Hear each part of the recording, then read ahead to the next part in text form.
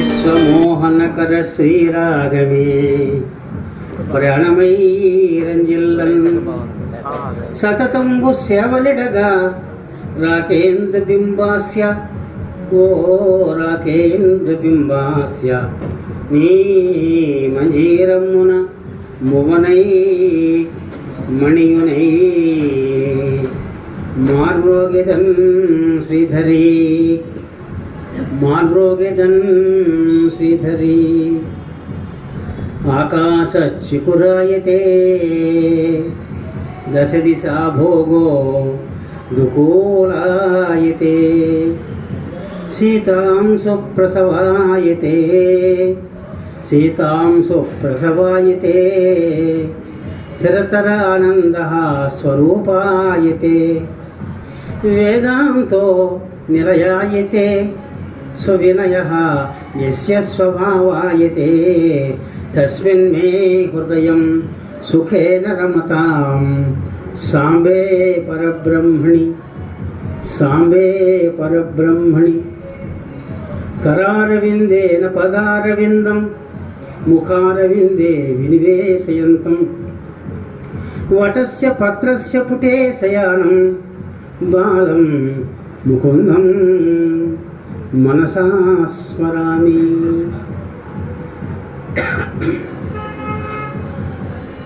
గణపతి నవరాత్రుల్లో భాగంగా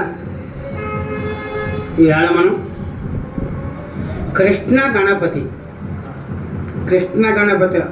ఆవిర్భావం గురించి ఆ గణపతి విశేషాలు ఈవేళ మనం చెప్పుకుంటాం. కృష్ణ గణపతి మీరు ఎప్పుడు వినుండరు ఈ పేరుని.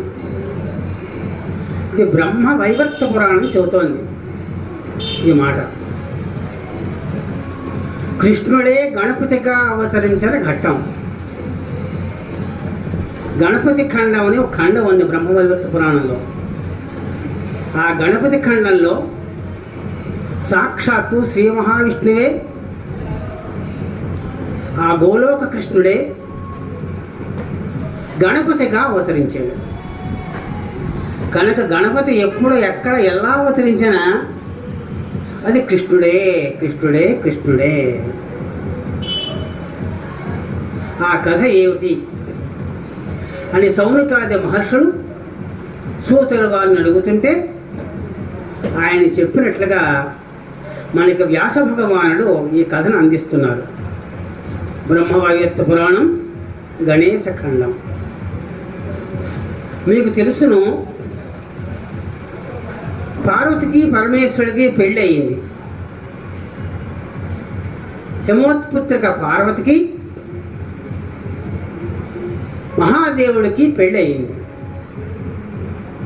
పెళ్ళయిన తర్వాత శోభనాద కార్యక్రమాలు జరిగాయి. ఆ తర్వాత వాళ్ళు పిక్నిక్ అన్నట్లుగా దేవశిల్పి ఒక పెద్ద భవనాన్ని సృష్టించాడు. అందులో లేని ఒక లోకవంత భవనం అది, మరో కైలాసవంత భవనం అది. అందులో ఉద్యానవనాలు, కాలువలు, జలధారలు, సరస్సులు అన్ని చిత్రవిచిత్ర మహారమణీయంగా అపురూపంగా, హంసతూలిక తల్పాలు, మణిరత్నమణమైన వేదికలు ఇవన్నీ ఉండగా ఆ మహాదేవుడు పార్వతీదేవిని తీసుకుని ఆ భవనంలోకి ప్రవేశించాడు. నందీశ్వరుడు కాపలా ఉన్నాడు, ద్వారపాలకుడుగా ఉన్నాడు. అలా లోపలికి వెళ్ళిన వాళ్ళు ఎంతసేపటికి బయటికి రాదు. మనకైతే మహా అయితే రాత్రి 10 గంటలు 12 గంటలు, 10 గంటలకు ముహూర్తం అయితే 5 గంటలకో 6 7 వచ్చేయారు కదా బయటికి. ఉదయవర్లు రావడం లేదు. సాయంకాలం అయింది, 1 నెల అయింది, 1 సంవత్సరం అయింది, 100 సంవత్సరాలు అయింది. ఆ పార్వతీ పరమేశ్వరుడు అంతసేపు మహా లీలా విలాస క్రీడలు పొందుతున్నాడు. చాలా ఆశ్చర్యకరంగా ఉంటుంది. మనకైతే కనీసం రాత్రి పాలైనా ఉంటాయి, ఏదో కొన్ని పక్కని స్వీట్లు ఇస్తారు తినమని. 100 సంవత్సరాలు ఇంకా కాలం నడుస్తూనే ఉంది. ఎందుకోసము వాళ్ళకి పుట్టబోయే బిడ్డ తారకాసుర సంహారం చెయ్యాలి. కుమారస్వామి పుట్టాలి, తారకాసుర సంహారం చెయ్యాలి. అయితే కుమారస్వామి పార్వతి గర్భాన్ని పుట్టడానికి వీల్లేదు. పార్వతీదేవి ఒక శాపం ఉంది. ఆ శాపంతో దేవతలను కూడా చెప్పించింది ఆ తల్లి. ఒకవేళ పార్వతీ గర్భంలో కనుక పడి ఉంటే ఆ బిడ్డడు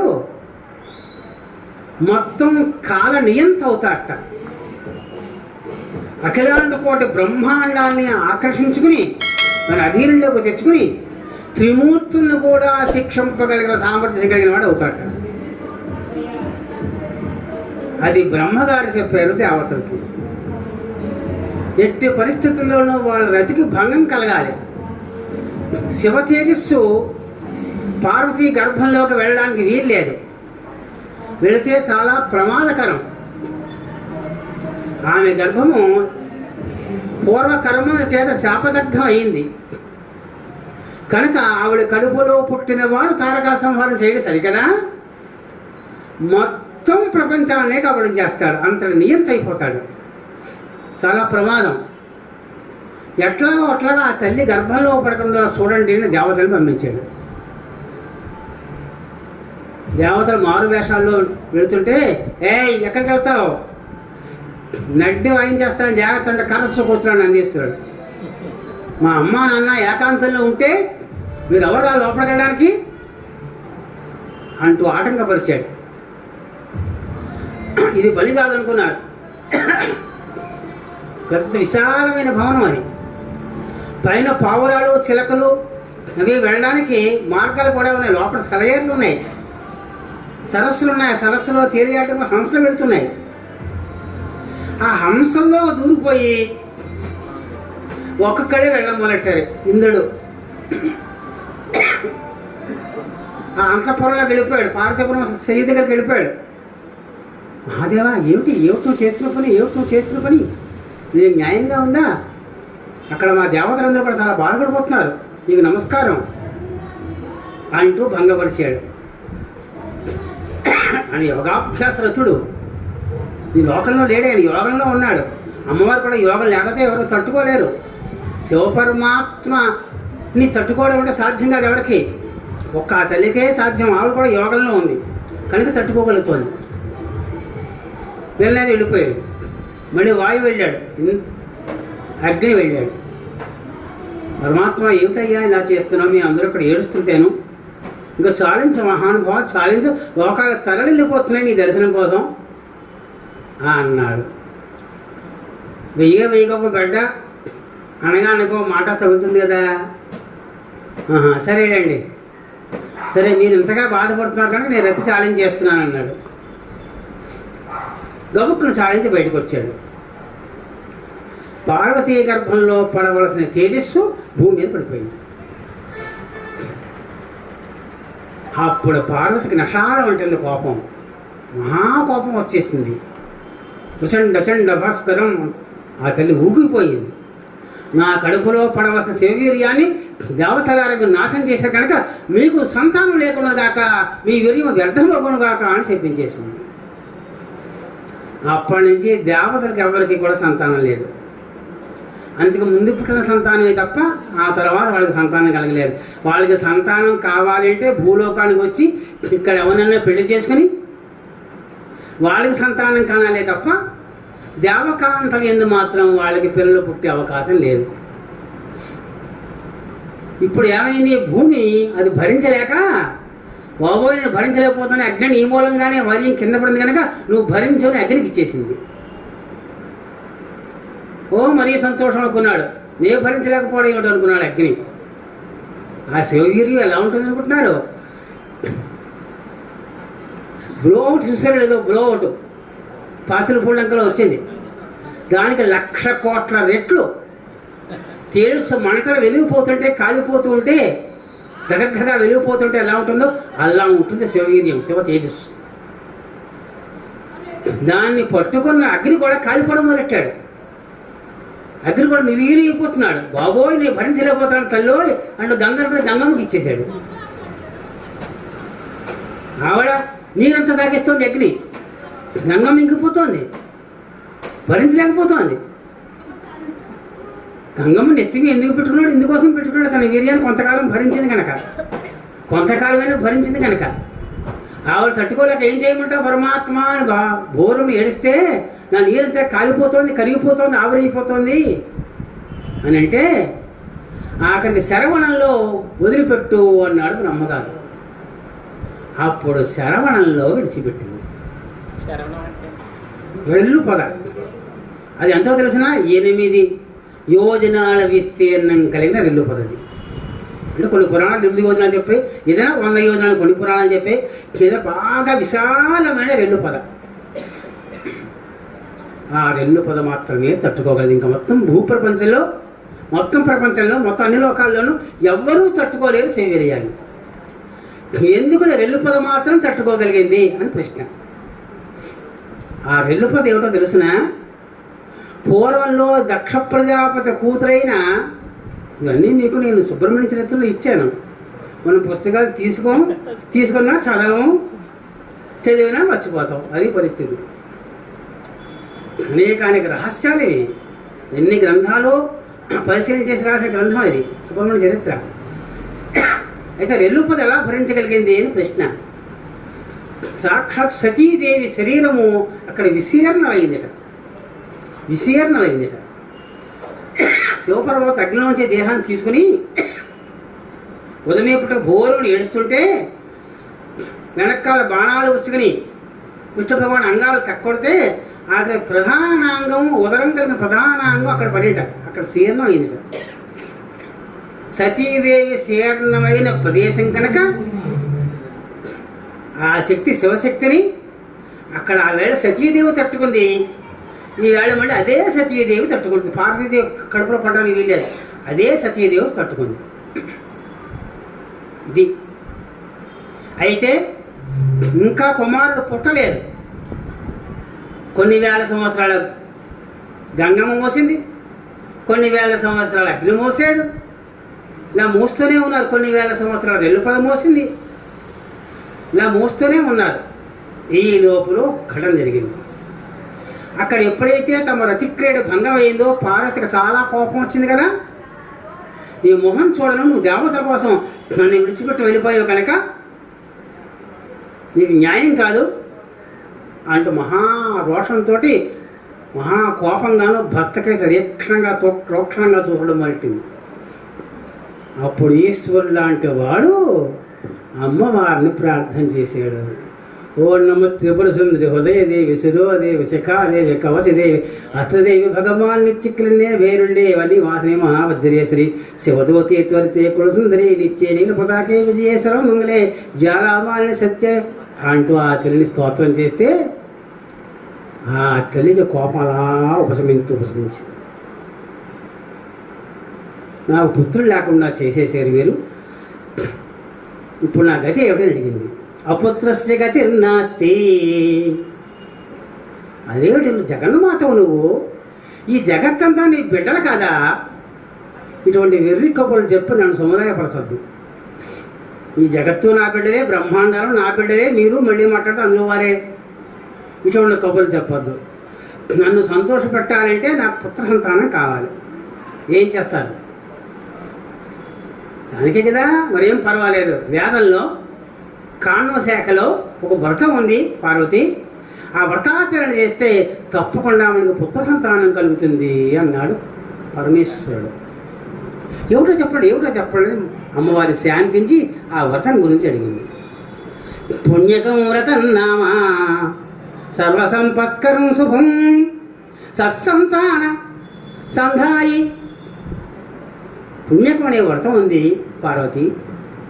సకల సంపత్ప్రదం శుభం పుత్రపౌత్రప్రదం నూనం సత్సంతాన ప్రదాయకం. పుత్రుని పౌత్రుల్ని ఎవరికైనా సంతానం లేకపోతే సంతానాన్ని ఇస్తుంది అని చెప్పాడు. మరి అయితే వ్రతం ఎప్పుడు చేయమంటారు ఏమిటి అని అడిగింది.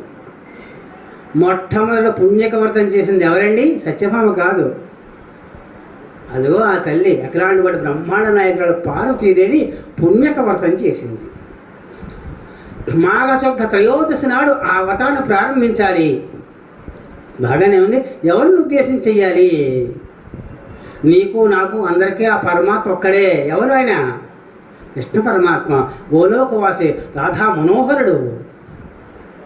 ఆ కృష్ణుడే మనకి దిక్కు, ఆయనే పరబ్రహ్మము, ఆయన గురించే తపస్సు చేయాలి అంటూ కృష్ణతత్వాన్ని రహస్యంగా ఉపదేశం చేశాడు అమ్మవారికి. ఎంతో ఆనందించింది అమ్మ. మాఘశుద్ధ త్రయోదశి వచ్చింది, ఆవేళ వ్రతాన్ని పూరింది.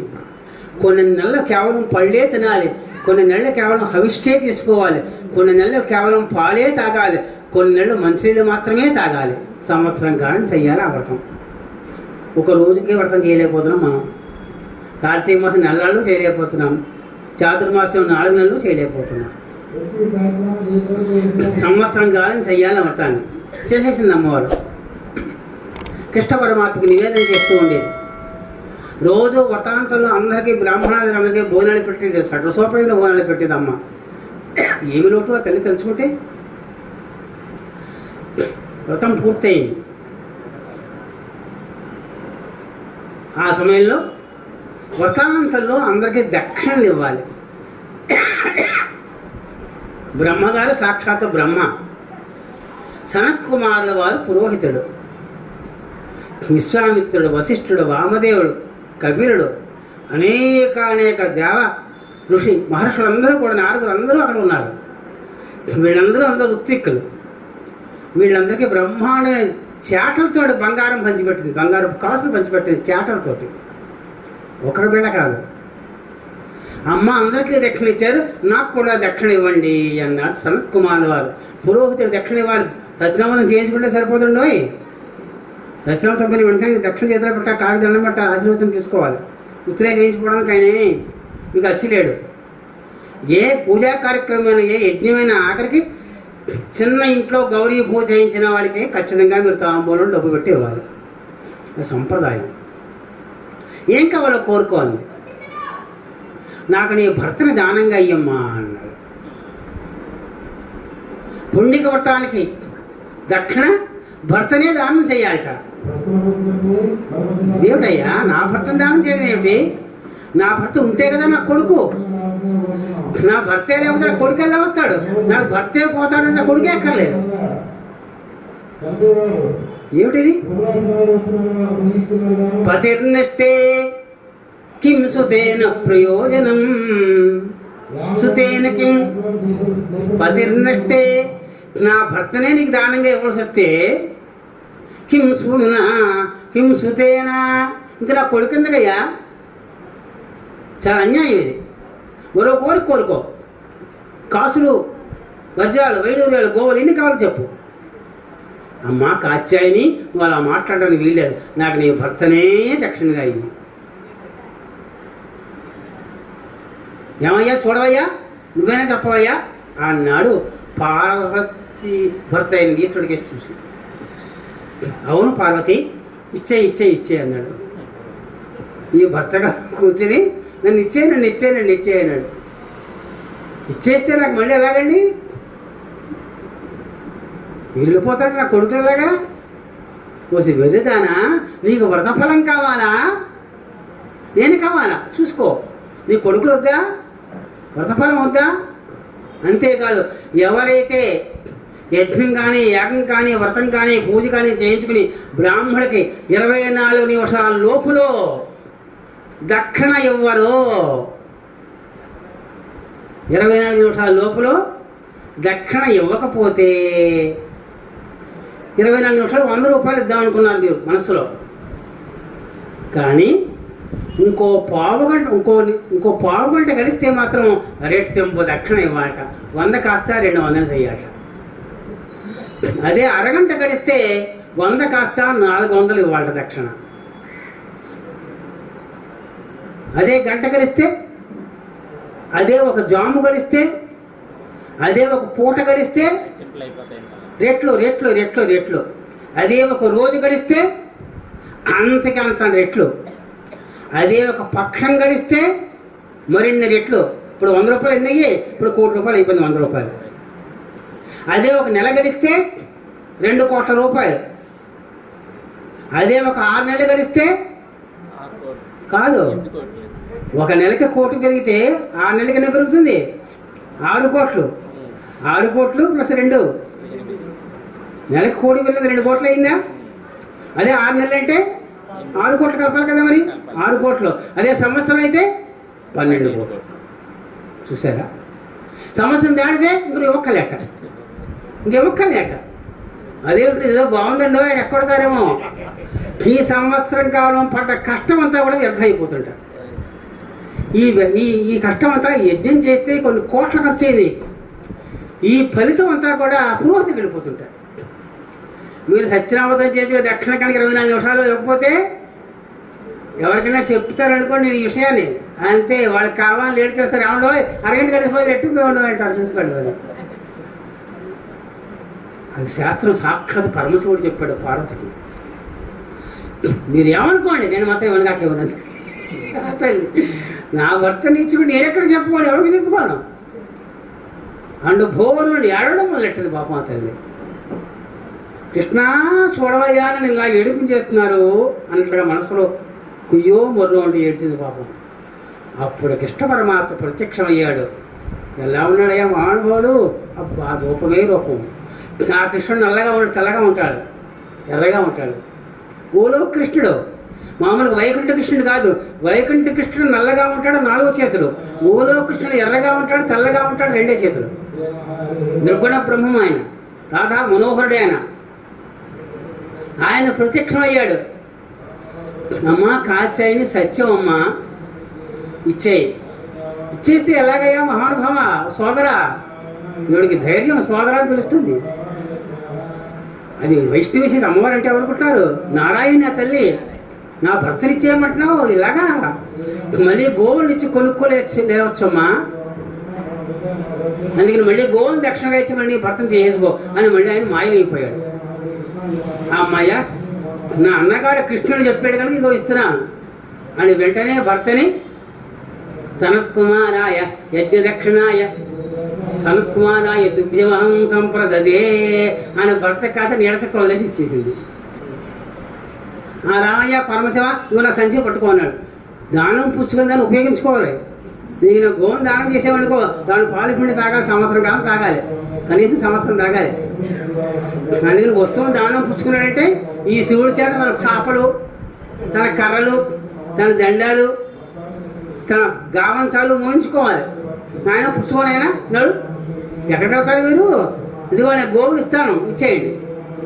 1000 గోవులు ఇస్తాను, కాచాయిని. 10,000 గోవులు ఇస్తాను, ఏమిటమ్మా పార్వతి. 1,00,000 ఆవులను ఇస్తాను, నువ్వు ఎన్ని ఇచ్చినా నేను నీకు ఇవ్వనమ్మా. పరమశివుడు లాంటి వాడు నాకు దోసడు అయితే అమ్మా 1 బట్టలు ఇస్తానా అంటూ వెళ్ళిపోవడం మొదలెట్టాడు. శ్రీకృష్ణ యదుభూషణ నరసఖా. ఇవాళ ఆ కుంతీదేవి ఎలా పాడిందో ఇవాళ పార్వతీదేవి నారాయణ నమోస్తుతే అంటూ ఆ పరమాత్మని యం బ్రహ్మా వరుణేంద్రమరుతస్తున్నంతి దివ్యైస్తవై సాంగై వేద పదక్రమోపనిషదై గాయంతి యం సామగాః ధ్యానావస్థిత తద్దతేన మనసా పశ్యంతి యం యోగినః యస్యాంతం న విదుః సురాసురగణాః దేవాయ తుభ్యం నమః దేవాయ తుభ్యం నమః. నానా స్వామి కృష్ణ పరమాత్మ అంటూ భూర్మని ఏడ్చింది. యం బ్రహ్మ వరుణేంద్ర మరుతః.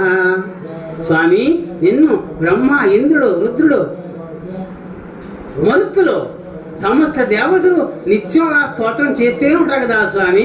యం బ్రహ్మ వరుణేంద్ర మరుతస్తున్నంతి దివ్యైస్తవై. మామూలు స్తవాలు కావు, దివ్యమైన స్తవాలు, పరమ పవిత్రమైన స్తోత్రాలే. ఏమిటవి? వేదై వేదై సాంగ పద క్రమ ఉపనిషదై. క్రమపాఠం ఘనపాఠం, జటాపాఠం, శిఖాపాఠం, అనేక పాఠాలు ఉన్నాయి వేదాలకి. అన్ని పాఠాలతోటి తున్వంతి ఎప్పుడు ఆ స్తోత్రం చేస్తూ ఉంటారు. శాస్త్రం స్తోత్రం చేస్తూ ఉంటారు. మహా వేదాంత విషయాలతో ఆ మహానుభావుని స్తోత్రం చేస్తూ ఉంటారయ్యా నిన్ను. ఇంకా ధ్యాన అవస్థిత తగ్గతేన మనసా, స్వామి యోగీశ్వరేశ్వరుడు నిత్యము మనస్సులో నిన్ను పెట్టుకుని నీతో రమిస్తూ ఉంటారయ్యా. పశ్యంతి యం యోగిన, తమ హృదయాల్లో నిన్ను చూసుకుంటారయ్యా. తగ్గతేన మనస పశ్యంతి యం యోగినో, ఏ మహానుభావుని అయితే యోగీశ్వరేశ్వరుడు తమ నిత్య యోగాభ్యాసాలతోనే తమ హృదయాల్లో ఆ స్వామిని దర్శించుకుంటూ ఉంటారు. యస్య అంతం న విదుః సురాసుర గణాః, ఆ మహాత్ముడిగా ఆది ఎవరికీ తెలియదు, అంతం ఎవరికీ తెలియదు. ఆయన ఇంటి అది ఎవరికీ తెలియదు. ఎప్పుడు పుట్టాడో తెలియదు, ఎక్కడ ఉంటాడో తెలియదు, ఎప్పుడు పోతాడో తెలియదు. ఆద్యంత రహితుడు మహానుభావుడు. ఆద్యంత రహితాయ హంసస్వరూపాయ భక్తపాలాయ తుభ్యం నమోస్తు, భక్తపాలాయ తుభ్యం నమోస్తు, కౌస్తుభాభరణాయ గణనిభగాత్రాయ భక్తపాలాయ తుభ్యం నమోస్తు. ఇలాగా ఆ కృష్ణ పరమాత్మని ఆ తెల్లారి స్తోత్రం చేస్తే కృష్ణ పరమాత్మ ప్రత్యక్షమయ్యాడు. అమ్మా కాత్యాయని, ఈ సనత్ కుమారుడు 1,00,000 గోవులు నీ దగ్గర దానంగా తీసుకుని నీ భర్త నీకు ఇచ్చేస్తాడు అని చెప్పి మళ్ళీ మాయమైపోయాడు. అంతకృతి తల్లి ఇస్తాడు 1,00,000 గోవుల్ని అని అన్నాడు. కృష్ణ పరమాత్మ ఆదేశం ప్రత్యక్షమై చెప్పాడు, ఈ సనత్ కుమారుడు మీ దగ్గర 1,00,000 గోవులు దానంగా పుచ్చుకుని నీకు నీ భర్తను ఇస్తాడు ఆదేశంగా చెప్పాడు పరమాత్మ. ఆ మాట ఎవరైనా వినకుండా ఉంటారా? సనత్ కుమారుడు జెండడానికి దన్నుండద్దు అతనికి. అమ్మ తల్లి కాచాయని, ఈ అమ్మ తల్లి ఇదిగో నీ భర్తను తీసుకో అని 1,00,000 గోవుల్ని దానంగా పుచ్చుకున్నాడు, తీసుకెళ్ళాడు. అమ్మయ్య పరమానందం. మొత్తం అంతా దీక్ష అంతా పూర్తి అయిపోయింది. అందరూ హాయిగా ఎవరెళ్ళకి వాళ్ళు వెళ్ళారు. ఒక్కొక్కళ్ళు ఎంతెంత ద్రవ్యాలు పట్టుకెళ్ళారు తెలిసిన యజ్ఞ దీక్షలో. అబ్బా ఎవరు కని విని ఊహించాలి. 1,000 రూపాయలు ఇస్తాడు, 1,00,000 రూపాయలు ఇచ్చింది అంగా తల్లి ఆవిడకి. ఆవిడకి అనంతరాలు ఇంకెవరున్నారండి? అసలు ఊహించినంత ధనం ఇచ్చి పంపించింది. అందరూ పరమానందాన్ని పొందారు. ఆ వేళ కోట్ల మంది భోజనం చేసి వెళ్ళేటండి. ఆ భోజనంలో ప్రపంచంలో ఏ ఏ పిండి వంటలు అయితే ఉంటాయో ఆ పిండి వంటలన్నీ అక్కడ వండుకోబడ్డాయట. ఇంకా లేని వంటకం లేదు, లేని కూర లేదు. అన్నపూర్ణ మహాతల్లి ఎవరిది వంటకం, ఎవరిది భోజనం, ఎవరింటికో భోజనానికో ఎక్కడెక్కడ వాళ్ళు పరిగెట్టుకెళ్తారు అంటే అదిగో అది అన్నపూర్ణాదేవి వంటకం. కాశీ వెళితే అన్నపూర్ణాదేవి భోజనం చేసి తీరాలి, తినండి మీరు. గుడి పక్కనే ఉంటుంది, ఖచ్చితంగా తినండి, చాలా మేలు జరుగుతుంది. అన్నపూర్ణ భిక్ష చాలా పవిత్రమైన భోజనం ఇది. అయ్యో బాగోలేదు అనుకోవద్దు, తృప్తిగా ఆరగించండి, తృప్తిగా భోజనం చేయండి. అటువంటి అమ్మ తల్లి భోజనానికి ఎన్నో మహర్షులు కూడా, మహానిష్ఠాగరిష్ఠులు కూడా ఎవరింట్లో భోజనం చేయడం, మేము స్వయం పాకులున్న వాళ్ళు కూడా అక్కడికి వచ్చి భోజనం చేసి వెళ్ళారు. ఆయన అమ్మయ్య చాలా బాగా జరిగింది కదండి. పార్వతి నువ్వు చేస్తే బాగా జరగకుండా ఉంటుంది అంటూ భార్యాభర్తలు ఇద్దరు ఇంట్లో కూర్చొని ఎంతో సంతోషంగా ఆనందంగా గడుపుతున్నారు. ఇంకెప్పుడు పుడతాడో కదా పిల్లాడు, ఎప్పుడు పుడతాడో కదా పిల్లాడు. ఇలా గడుస్తోంది. వారం అయింది, అతీగతే లేదు. హంసతూలు కా తరపు మీద ఇద్దరు ఒక విహరిస్తున్నారు. ఒకరోజు మిట్ట మధ్యాహ్నం 1 గంట సమయంలో అమ్మా అన్నపూర్ణమ్మ అంటూ ద్వారం యొక్క ఉపాంతంలో పెద్ద కేక వినపడింది. అమ్మా ఆకలితో మాడిపోతున్నారమ్మా, 7 రోజులుగా భోజనం లేదు తల్లి, ఇంత అన్నం పెట్టించి తల్లి, ఇంత పచ్చడి మీద కూడా అన్నం పెట్టింది తల్లి. రాత్రి మాదాకపడం వాళ్ళు వచ్చేది పల్లెటూరులో. మాదాకపడం తల్లిని పాపం అందరూ అన్నం తిన్న తర్వాత ఏమైనా తర్వాణికుంటలో అనగానే మిగులుతుందామని పాపం వచ్చి పట్టుకెళ్ళేవారు. అలా 6 రోజులు. ఈ రోజున పెడతానే ఇప్పుడు పుచ్చుకోవాలి. పని మనిషి కూడా చెద్దన్న పెడతారంటే ఊరుకోదు. వాళ్ళు కూడా చెద్దన్న తినడం మానేశారు, టిఫిన్లే. అది పరిస్థితులు. అమ్మా నా పొన్నమ్మ తల్లి ఆహారం కావాలి తల్లి, నకనకలాడిపోతున్నాను తల్లి. కానీ స్వచ్ఛమైన ఒక బ్రాహ్మణోత్తముడు, నీల మేఘశ్యాముడు, సుందర తేజస్కుడు, ఎంతో అందంగా ఉన్న మహానుభావుడు నకనకలాడిపోతూ ముడతలు పడిపోయిన దేహంతో అలా ఉనికిపోతూ అమ్మా భోజనం పెట్టు తల్లి అని అడిగాడు. భిక్షాందే కృపావలంబనకరి మాతా అన్నపూర్ణేశ్వరి, నిత్యానందకరి పరాభయకరి సౌందర్యరత్నాకరి నిర్ధూతాఖిల ఘోర పాపనికరి ప్రాళే ప్రత్యక్ష మాహేశ్వరి ప్రాళేయాచల వంశ పావనకరి కాశీపురాధీశ్వరి భిక్షాం దేహి కృపావలంబనకరి మాతా అన్నపూర్ణేశ్వరి. పార్వతి ఎవరో అతిథి వచ్చాడు, నడు నడు. గొప్ప తుళ్ళిపడి లేచి అయ్యయ్యో మన ఇంటికి భోజనానికి వచ్చి ఆకలమ్మా అంటుంటే ఏ హృదయం కరిగిపోదండి. జగన్మాత హృదయం కరగదా, పరుగు పరుగులు వెళ్ళింది. అయ్యో వీరు నాగన్నా ఇంతసేపు ఎందుకున్నావయ్యా? 7 రోజుల కానీ నేను కనిపించాను. మొన్నంత మందికి కొన్ని కోట్ల మంది వచ్చి భోజనం చేశారే, నువ్వు రాలేదా నాన్న? సరే ఇప్పుడే కడుపునాడు భోజనం పెడతాను, నీకేం కావాలో కోరుకోండి. ఎవరైనా అమ్మా అన్నంత పెట్టుతా లేనట్టే ఏం కావాలో కోరుకోవడం అడగడం వ్యవస్థామత ఎవరికి ఉందండి?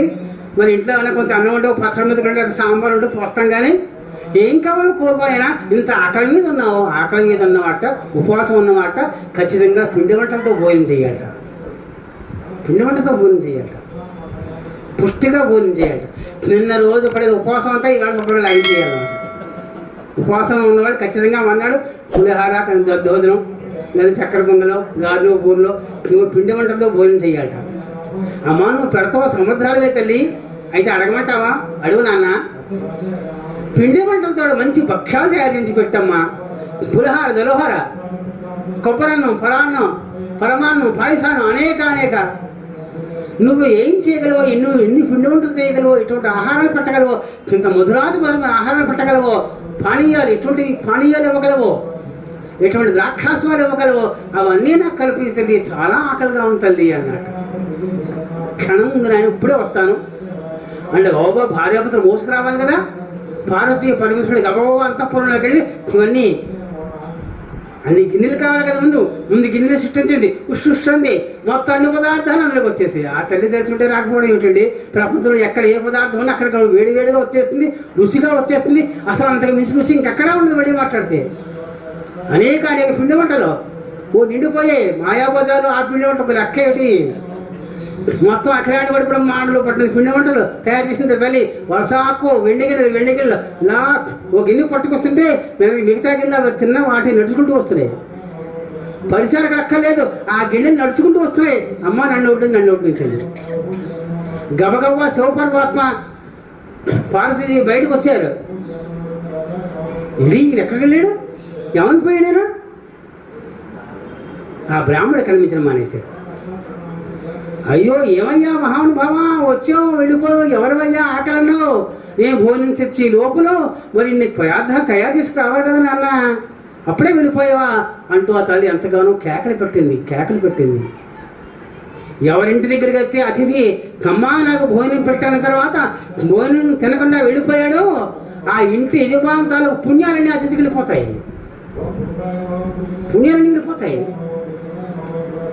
అది పరిస్థితి. నాయనా ఎక్కడున్నావు మొర్రోని పాప ఆ తల్లి ఆక్రోశించింది. ఆ వేళ ఓ అతిథిదేవా ఎక్కడున్నావయ్యా, రావయ్యా, తెచ్చానయ్యా, కడుపున కిందకు రావయ్యా ఏడుస్తున్నంత పనిచేస్తుంటే అప్పుడు ఆకాశవాణి ప్రత్యక్షమైంది. ఓ వెర్రి తల్లి కాచాయని అర్థం కాలేదా?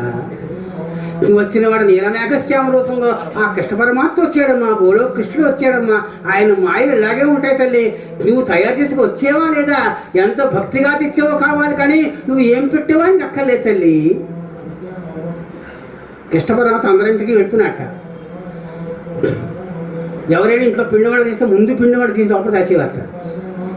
మొట్టమొదటి అగ్నిహోత్రానికి ఎలా వేస్తాము అలాగా పిండి వంటలు, అలాగా మొట్టమొదటి పిండి వంట తీసి దేవుడి దగ్గర పెడుతూ ఉంటారు.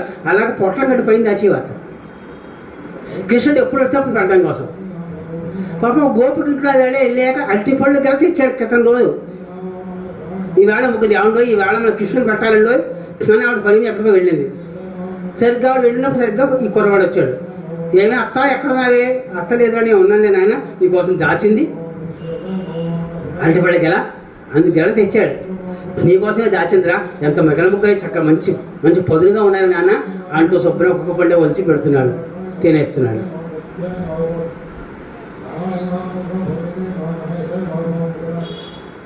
అప్పుడు వచ్చింది ఆ ఇంటి యజమానురాలు. అయ్యో వచ్చావు నాన్న, ఆగండి ఒకటి నేను పెడతాను అంటూ ఆవిడ పెట్టడం మొదలెట్టి ఈ లోపల ఆయన పని బయలుదేరాడు. ఒక్కొక్క పండే ఒలిచి పెడుతోంది, కళ్ళలో చూస్తోంది, కళ్ళలో నీళ్లు కాచేసుకుంటోంది, ప్రేమగా పెడుతోంది. ఆయన తన పండు గొప్పది అని ఉద్దేశంతో ఒలిచి పెడుతున్నాడు. ఈ తల్లి నా పరమాత్మ, నా కృష్ణుడు, నా బాలకృష్ణుడు, నా వెన్నకృష్ణుడు, నా దొంగ కృష్ణుడు వచ్చి తింటున్నాడు కదా, ఆత్మీయంగా పారవస్యంతో పెడుతోంది ఈ తల్లి, కళ్ళమ్మ నీళ్లు కాచుకుంటూ. అతనికి తను పెట్టే పండు మీద ప్రేమ, ఈవిడికి తిన్నే కొడుకు మీద ప్రేమ. మళ్ళీ లోపల ఆ భర్త వచ్చాడు. ఓ దుర్మార్గాలు ఎంత పని చేస్తున్నావే, ఈ బాలకృష్ణుడు తొక్కలు పెడుతున్నావే, పళ్ళు కింద పడేస్తున్నావే అన్నాడు. ఇప్పుడు దాకా పెట్టింది ఏమిటి? తొక్కలు పెడతావు, పళ్ళు కింద పడేస్తుంది. మనం అంతే, ఒలిచి తుక్కుపొట్లో వేయాల్సింది అసలు దాంట్లో వేస్తాం, అసలు వేయవలసింది తుక్కుపొట్లో వేసేస్తాం. ఒకసారి చిక్కుడుకాయలు ఒకసారి రచిస్తున్నప్పుడు అలాగా అలా పళ్ళు కింద పడేస్తున్నావే, తొక్కలు పెడుతున్నావే మీరు నాగన్నా అన్నాడు. ఆగనన్నా మీ ఎత్త ఆబ్సెంట్ మైండ్రా, నేను పెడతాను చూడన్నా అంటూ ఆ ఒలిచి పెట్టడం మొదలెట్టాడు. నాకు ఇంకా అక్కర్లేదు మావాడి అంటే వెళ్ళిపోయాడు. ఓరి బండ, అత్త తొక్కలు పెడుతుంటే అదేకంగా తిన్నావా, తదేకంగాను గుట్టకలు వేసుకుంటూ తిన్నావా, ఇంకా వాడు రొట్టెలు వేసుకుంటూ తిన్నావా, నేను పండు పెడుతుంటే నాకు ఆకలి వెళ్ళిపోతున్నావా? ఆయనకి ఏం కావాలండి? నువ్వు చూపించే ప్రేమ కావాలి, నీ పారవస్యం కావాలి, నీ భక్తి కావాలి. అయ్యో నా కృష్ణుడు నా కన్నయ్య తింటున్నాడు అనే ప్రేమ పొంగిపోవాలి. ఏం పెడితేనే, విషం పెట్టినా సరే ఆ ప్రేమగా పెట్టాలి. పూతన విషమే పాలుగా ఇచ్చింది, ఎంతో పారవస్యంగా ఇచ్చింది, కనుక దాన్ని మోక్షం ఇచ్చేసాడు. అది కృష్ణుడు అంటే. మీకు అర్థం కాలేదా? ఇంత రభసంగా మీరు వచ్చారు, అంత ప్రేమగా తెచ్చారు, ఆయన ఆరగించినట్లే మీ ఇంటికి వచ్చేసాడు చూసుకోండి. ఆయన మీ ఇంటికి వచ్చేసాడు చూసుకోండి. ఏమిటమ్మా నువ్వు చెప్పిన ఆకాశవాణి? అవునమ్మా, వెళ్ళి మీ హంసతులుగా తప్ప చూసుకోండి. ఈ పదార్థాలు ఇక్కడే పడేసి గబగబా అంతఃపురంలో తమ పడగదిలో హంసతులుగా తప్ప వెళ్ళి చూశారు. మతిలిపోయే వాళ్ళకి మతిలిపోయేది. ఇంత కుర్రాడు అందంగా ఎర్రగా పనసతలు లాంటి బొగ్గలు, బూరి లాంటి బొగ్గలు, మిలమిలమిలా మెరిసిపోతున్నాడు. తెల్లని దేహకాంతి, నల్లని జుట్టు, చారడేసి కన్నులు. అబ్బా, ఆయన చూస్తుంటే చాలు మతిపోయింది. పార్వతమ్మ కూడా మతిపోయింది. సృష్టిలో ఇంత అందగాడు ఉంటాడా, ఇంత అందగాడు ఉంటాడా? ఆ తల్లి మతిపోయి పార్వస్యంతో గోవా దగ్గరికి ఎత్తుకోవడం మొదలెట్టింది. ఎలా ఉన్నాడయ్యా కొన్నాడన్నారు. బంగారు రంగు దేహమున, బంగారు రంగు, పుట పెట్టిన బంగారం ఎంత మిలమలా విరిసిపోతుంటుందో, దగ్గరలాడిపోతుంటుందో. బంగారు రంగు దేహమున అతి భవ్యములు అంగకములు.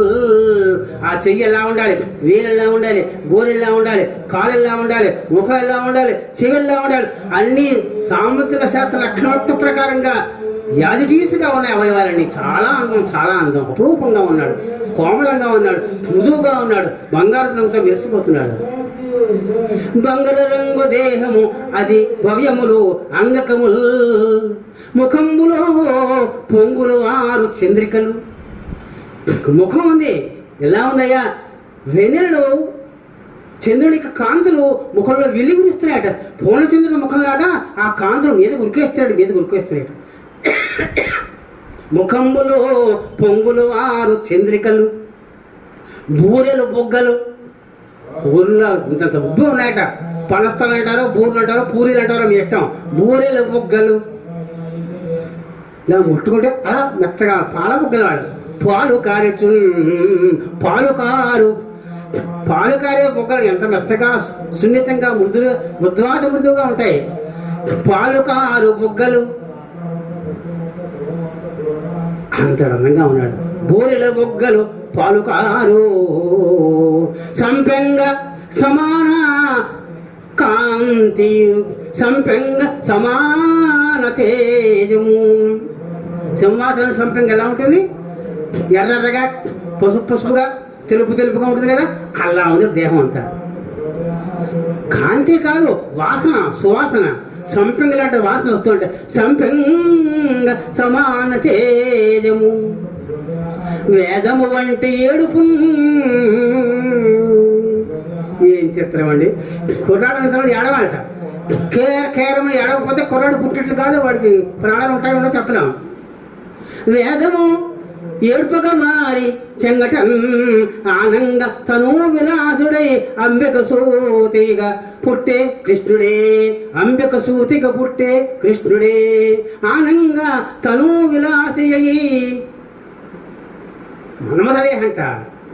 అంతటి అందము ప్రపంచంలో ఇక్కడ ఏ బిడ్డ దగ్గర చూడలేటండి, ఏ మనిషి దగ్గర చూడలేటండి. అంత అందంగా ఉన్నాడు కుర్రాడు. ఎవరు? కృష్ణ గణపతి. కృష్ణుడే గణపతిగా అవతరించాడు. ఆ అందాన్ని చూసి ఆనంద తను విలాసి అయి అంబిక సూతిగా పుట్టే కృష్ణుడే.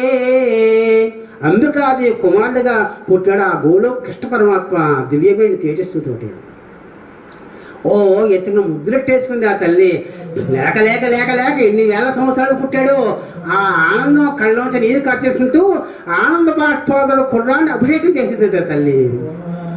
ఆ తల్లి కంట నీరు పడింది అంటే ఆ బిడ్డడు ఎంత అదృష్టవంతుడండి. పార్వతి కంట నీరుతోటి అభిషేకం చేసింది అంటే ఎన్నో ఉత్సవాలు చేసేసింది. ఓ పెద్ద అఖిలాంటి కూడా బ్రహ్మాండాలకి ఉత్సవాన్ని ప్రకటించింది. జన్మదినోత్సవ ఉత్సవం అది.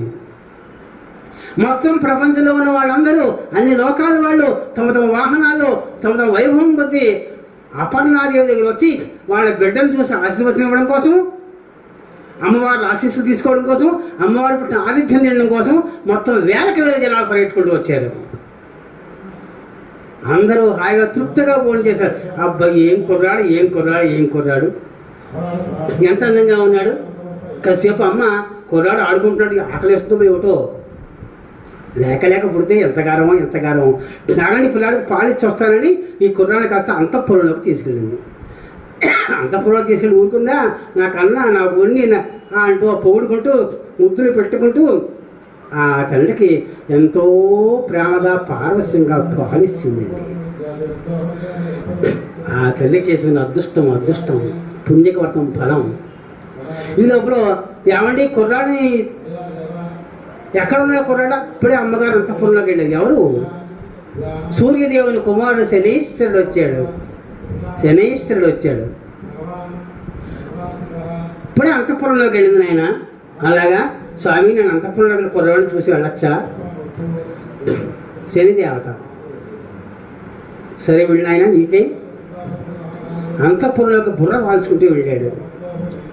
నొక్కి బుర్ర వాల్చుకుంటూ నమ్మనమ్మ అడుగులు వేసుకుంటూ వెళ్ళాడు. ఏమయ్యా శని, ఏమిటయ్యా బుర్ర ఎత్తుకురావయ్యా, నా కొడుకుని చూడటానికి బుర్ర వాల్చుకుంటూ వస్తున్నావు ఏమిటయ్యా అంది పాపం ఆ తల్లి. చూడండి కర్మ ఏమిటండి, అంతే మరి. అమ్మా తల్లి, నేను బుర్ర ఎత్తి చూడకూడదమ్మా పిల్లాన్ని. కొంచెం ఆ కాంతి ఇలా పడితే, ఇలా చూస్తే చాలు, ఆ కాంతి ఇలా పడితే చాలు. తను దుష్టంగా పడకూడదు. వక్ర దృష్టితో ఉంటాడు పరమాత్మ శనిదేవత. గట్టిగా మన మొహం ఇప్పుడు చూసినప్పుడు మాడిపోతాం. శని దృష్టి పడితే అంతే సంగతులు. వెర్రివాడ ఆ చుట్టూ ఆ తల్లి తెలికెత్తులున్నారు. జయ విజయ మొన్న వీళ్ళందరూ. మరేం పర్లేదు నాయన, ఒకటయ్యా. బ్రహ్మ ఏన కపాలవన్నీమితో కుపాలవన్నీమితో బ్రహ్మాండ బాండోదరే కృష్ణుర్యేన దశావతారకహనే ప్రాప్తో మహాసంకటే రుద్రోయేన కపాల పాణిపుటకే భిక్షాటనం సేవతే సూర్యో బ్రాహ్మ్యతి నిత్యమేవ గగనే తస్మై నమః కర్మణే.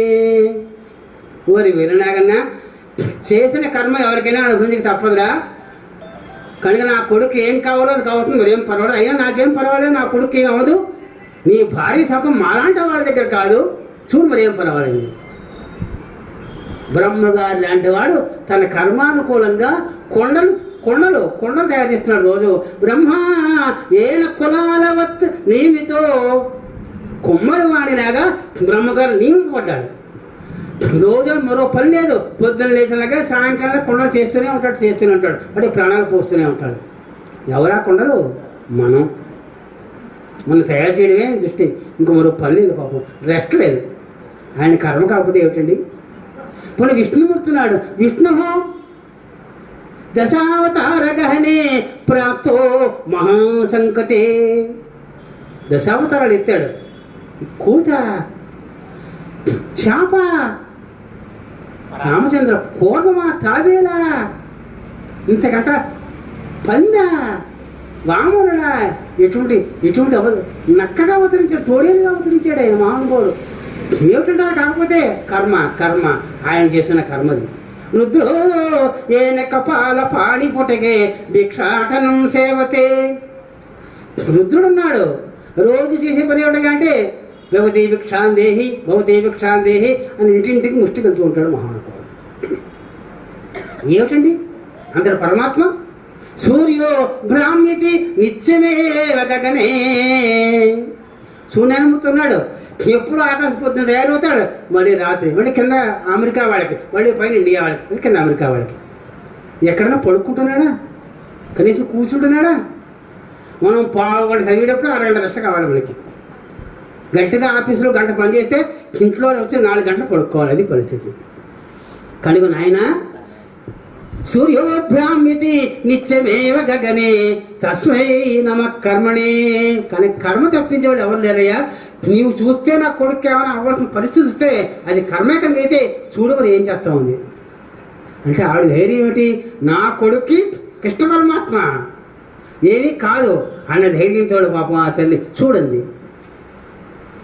నాన్న ఈ అమ్మ చూడమంటోంది. చూడమంటావా?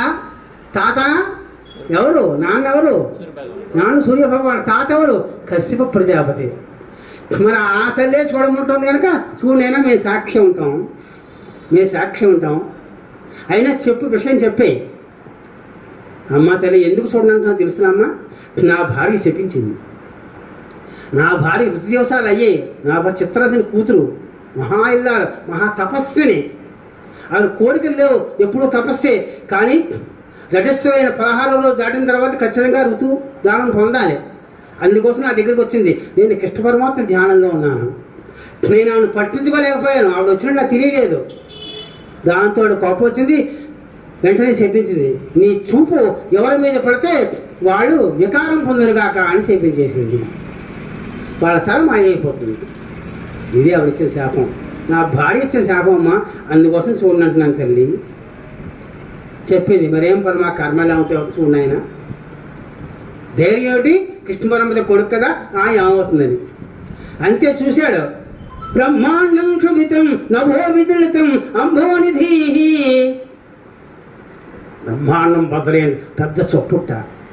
నభక్షుభితం ఆకాశం గడగడలాడిపోయింట. భూమి కంపించిందిట. సడన్గా ఈ కుర్రాడు తలకాయ మాయమైపోయింట. పెటేళ్ళు వెళ్ళిపోయి ఈ తలకాయ మాయమైపోయిందట. అందరూ హాహాకారాలు చేయడం మొదలెట్టారు. ఓరు రెడీ చేస్తున్నారు. పరిగెట్టుకు బయట కబురు వచ్చింది. లోపల వచ్చేసారు. లోపలికి అందరూ కూడా అంత పొలంలోకి. ఏమయ్యాడు కుర్రాడు? మొండమే ఉంది, తలకాయ లేదు. ఏమిటిది? అమ్మవారి గుండెల బతికి ఏడు చేస్తోంది. అది కాస్త ఆ ఏడు అమ్మవారు ఏడుస్తే ఆయన తట్టుకోగలడా?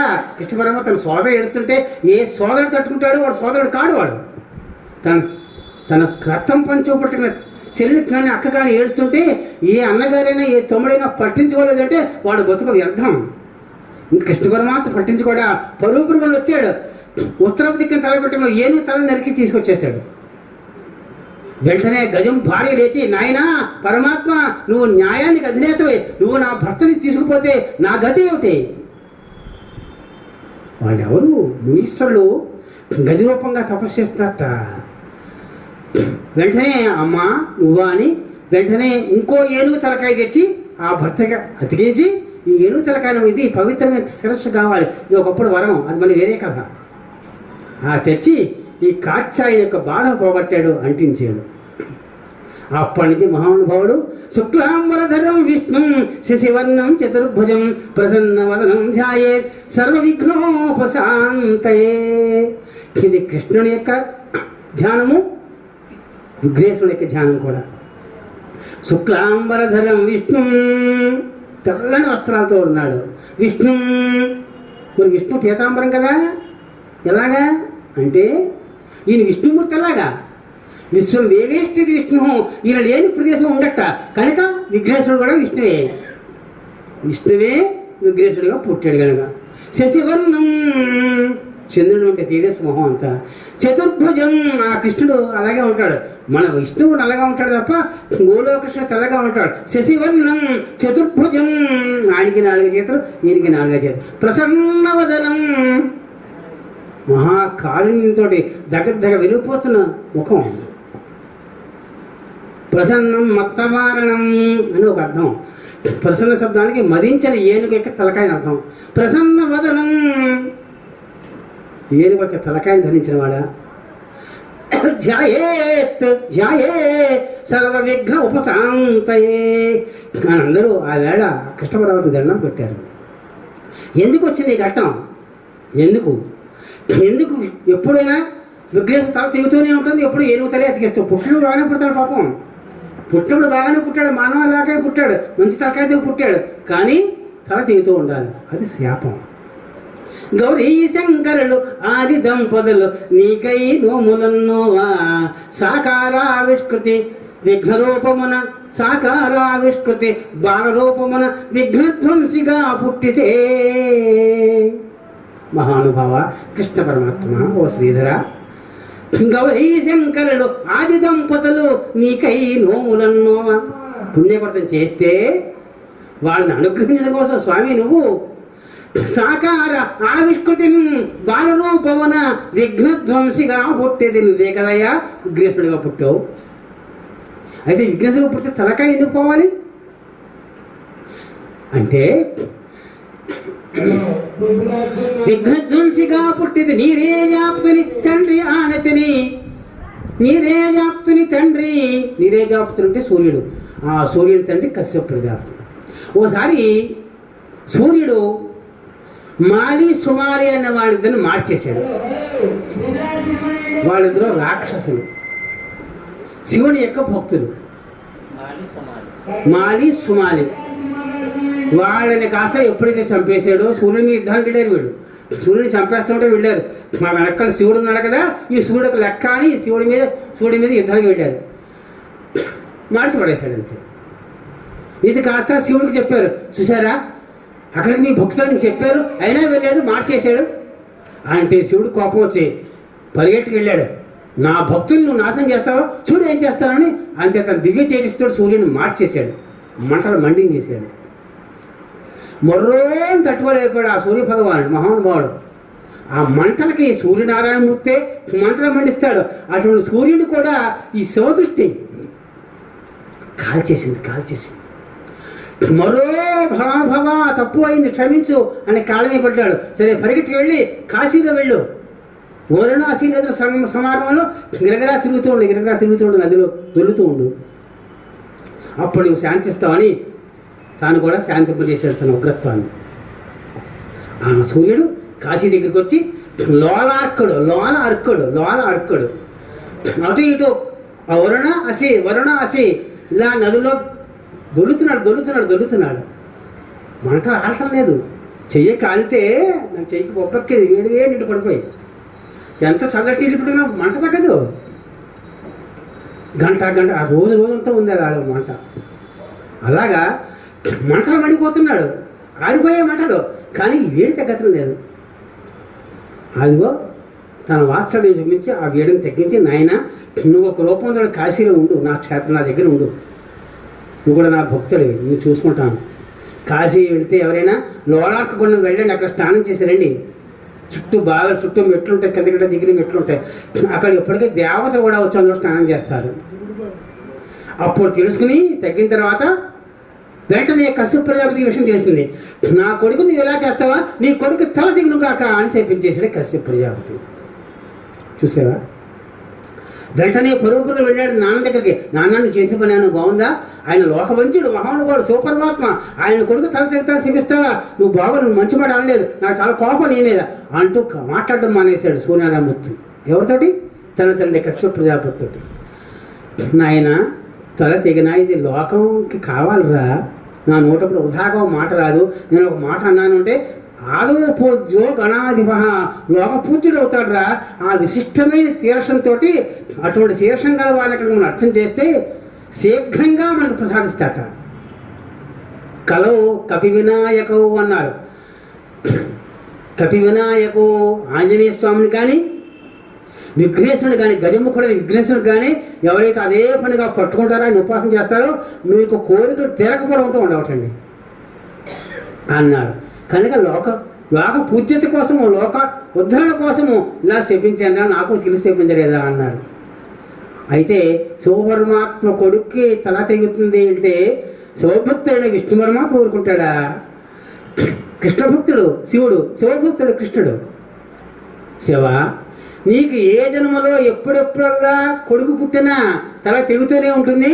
ఆ కొడుక్కి నేనే నీ కొడుకుగా అవతరిస్తాను, నేనే ఒక ఏనుగు తలకాయని వహిస్తాను అని ఆయన వరం ఇచ్చాడు. నీ రేజాప్తుని తండ్రి ఆనితని కంఠే జాలికై నీవే తత్ప్రారబ్ధాన గజాస్యుడైతివట, గజ ఆస్యుడైతివట. నువ్వే ఆ శివపరమాత్మ ప్రారంధకరమే నువ్వు అనుభవించడం కోసము గణపతిగా పుట్టేవా తండ్రి, గజముఖుడు అయ్యేవా తండ్రి అని ఆ కృష్ణ పరమాత్మ శ్రీధరేయుని పుస్తకంలో ఆయన రాసిన పద్యం ఇది. కనుక ఇది కృష్ణ గణపతి యొక్క ఆవిర్భావం. కృష్ణుడే గణపతిగా పుట్టిన ఆవిర్భావం, కృష్ణుడే ఏనుగు తలకాయని తెచ్చంటే ఇది ఆవిర్భావం యొక్క కథ, విశిష్టమైన కథ. ఇది ఎక్కడా లేదు, ఒక బ్రహ్మవైవర్త పురాణంలో ఉంది. ఈ కథను ఎవరు వింటారో, ఎవరు విని 10 మందికి చెబుతారో, ఎవరు శ్రద్ధగా మననం చేసుకుంటూ ఉంటారో వాళ్ళకి పుత్రపౌత్ర ధనధాన్య వస్తువాహన సిద్ధులు కలుగుతాయని సాక్షాత్తు అమ్మవారే ఆనందించింది. ఆ బిడ్డను ఎత్తుకున్న ఆ తల్లి శాంతించింది. ఆ తల్లి శాంతిస్తే లోకాలు శాంతిల్లాయి. ఆ తల్లి ఏడుస్తున్నసేపు లోకాలని ఏడుస్తూనే ఉన్నాయి. ఆ తల్లి హాయిగా శాంతించి ఆనందమనేవారైంది, మొత్తం లోకాలని ఆనందించాయి. స్వస్తి ప్రజాభ్య పరిపాలయంతాం న్యాయేన మార్గేణ మహీం మహీషాః గోబ్రాహ్మణేభ్యః శుభమస్తు నిత్యం లోకాః సమస్తాః సుఖినో భవంతు. సర్వం శ్రీకృష్ణార్పణమస్తు. సర్వం శ్రీకృష్ణ గణపతిగే సమర్పణమస్తు. ఓం శాంతి శాంతి శాంతి. ఈ గణపతి నవరాత్రి ఉత్సవంలో మన సత్సంగం చాలా అదృష్టం చేసుకున్నట్టు. ఎందుకంటే ఈ కథ మనం ఎప్పుడు వినలేదు. నేను అనుకుంటున్నాను ఎవరన్నా విన్నారో లేదో నాకు తెలియదు. కాబట్టి గురువు గారికి సత్సంగం తరఫున ధన్యవాదాలు తెలుపుతూ